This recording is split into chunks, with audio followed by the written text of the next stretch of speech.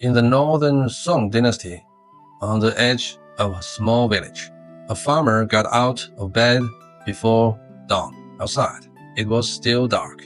He didn't light a lamp. He felt his way through the darkness, put on his clothes, picked up his tools, and pushed open the door. Cold air rushed in. He pulled his neck into his shoulders and walked toward the fields. The village was still quiet, but he knew old John next door was probably already out there. Spring plowing couldn't wait. The right days came only once a year, missed them, and the harvest would suffer. This was the rule he had grown up hearing. By the time he reached the field, the sky had just begun to lighten. He drove his tool into the earth and started to work. The first cut fell. The year had begun. For people today, time is measured by dates. But for farmers in that era, time was measured by the seasons. When the season came, everything began. This land belonged to his family, but he also knew when autumn came, not everything the land produced would be his to keep. He knew that taxes were collected twice a year in the Song Dynasty, once in summer, once in autumn. He didn't know how the amount was calculated. No one had ever explained it to him. He only knew when the time came, he couldn't pay less, and he couldn't pay late. This was one of countless springs in the story of his life. Summer arrived, harder than spring, not because of the heat, but because the crops planted in spring now needed constant attention. Every morning, he was in the fields, pulling weeds, carrying water, fixing the edges of the paddies. When the weather was dry, he worried the crops weren't getting enough water. When the rains came heavy, he worried the fields couldn't drain fast enough. Crops couldn't go a day without someone watching over them. But the crops hadn't ripened yet. The grain left from spring was running low. So was the money, and there was something else weighing on him. In the Song Dynasty, labor service had gradually shifted toward money payment. For some people, this was convenient, but for a small farmer like him, money was the harder thing to find. Autumn hadn't come yet. Nothing had been harvested. Where would the money come from? He thought about it for several days. In the end, he went to a neighbor and borrowed a little. They agreed he would pay it back after the autumn harvest, and so it went. He went back to the fields.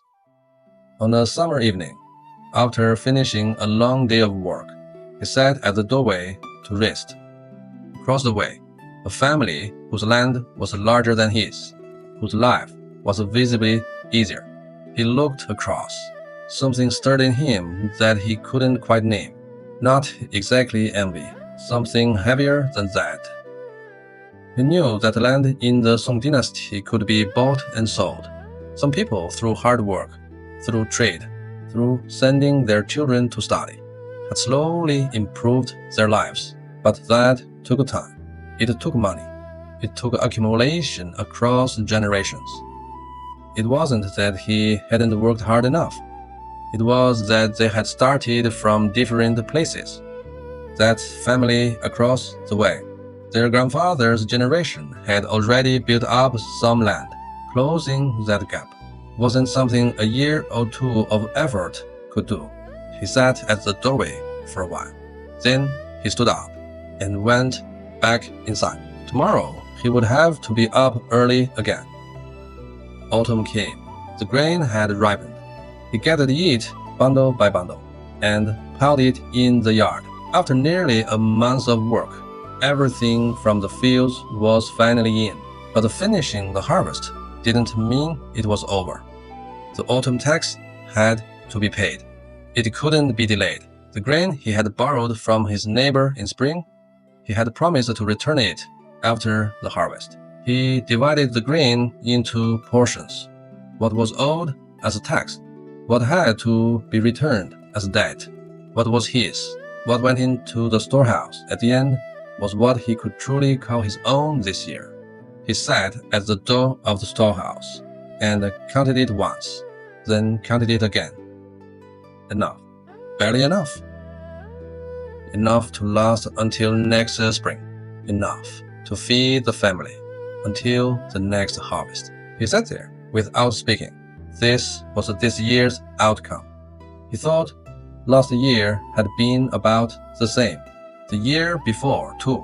Not failure, but not success either. Just enough. Most farmers in the Song Dynasty weren't struggling on the edge of starvation every day. Their situation was something else. Something longer and quieter. Not poor enough to despair, but never comfortable enough to have room to spare.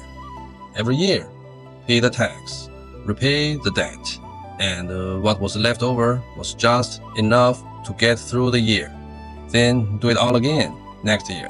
That word, enough, pressed down on him year after year. Winter arrived. There was less to do in the fields. During the day, he would repair tools, patch the house, take care of small tasks. In the evenings, he sat by the lamp, nowhere to go. One day, he went to the market town to buy a few things. It was about an hour's walk from home. He didn't go often, but sometimes he made the trip. That day, he walked into the town and found the market crowded. Stalls lined up one after another, people moving in every direction. There were sellers of cloths, pottery, street food, people haggling loudly. Along the street, there were tea houses with people sitting inside, drinking and talking. He stood at the edge of the road and watched for a while. It felt to him that the market had been getting busier these past few years.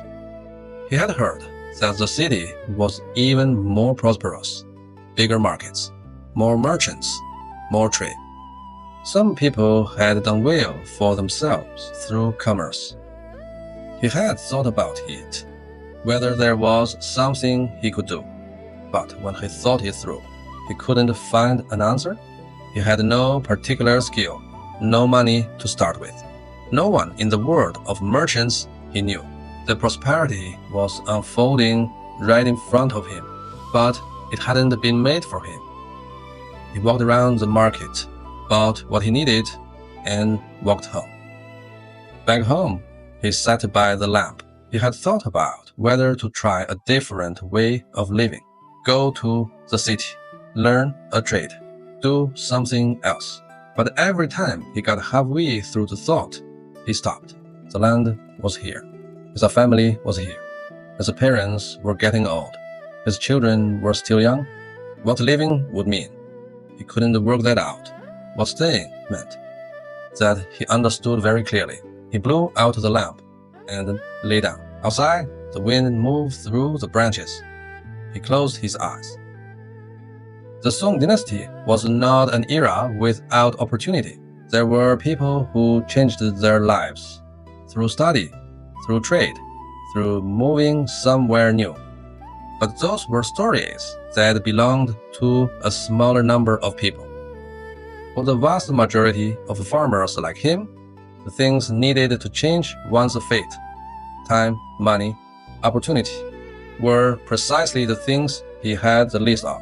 His son would one day take over this land, face the same taxes, the same debts, the same cycle of planting and harvest as his father had, as he had.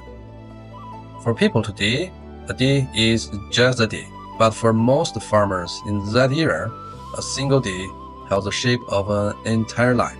Spring to begin, summer to labor, autumn to count the grain that barely stretched far enough, winter to sit by the lamp and look toward a prosperity that was never quite within reach.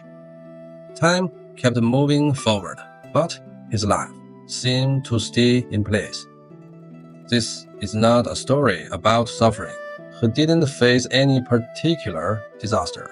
He didn't suffer any particular misfortune. He simply lived in an era when the lives of most people were held firmly in place by the land and the seasons. And every year, when spring came again, he would rise before dawn, pick up his tools, and walk towards that familiar stretch of earth as he always had.